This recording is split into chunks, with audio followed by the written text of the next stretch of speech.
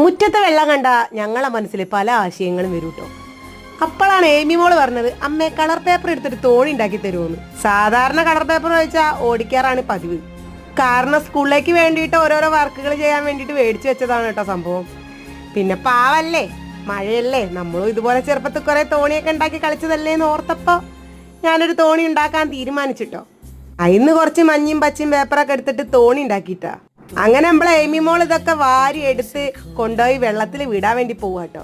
അവസാനം കയ്യിൽ കൊള്ളാഞ്ഞിട്ടോള് വായോണ്ടൊക്കെയാണ് ഇട്ടത്. അങ്ങനെ മുറ്റത്ത് ഇറങ്ങി ഇതൊക്കെയാണ് ആള് തോണിയതൊക്കെയാണ് ഒഴുക്കി വിടുന്നു കേട്ടോ.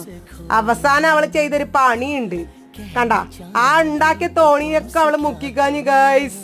ഇത് ചതിയല്ലേ ഗായ്സ്. എന്നിട്ട് കണ്ടില്ലേ അവളൊരു ഒലക്കമ്മത്തെ ഡിസ്കോ ഡാൻസ്. അങ്ങനെ ലാസ്റ്റ് ഞങ്ങള് വെള്ളത്തിൽ, ഞാൻ എന്റെ അടുത്തുണ്ടായിരുന്ന കുറച്ച് തോണികൾ ബാക്കിണ്ടേനി, അതും കൂടെ അങ്ങോട്ട് ഒഴുക്കി വിട്ടിട്ടോ. നിങ്ങൾ ഇങ്ങനെ ചെറുപ്പത്തിൽ കളിച്ചിനെങ്കിൽ താഴെ വന്ന് കമന്റ് ചെയ്തോളിട്ടോ. അപ്പൊ ബൈ.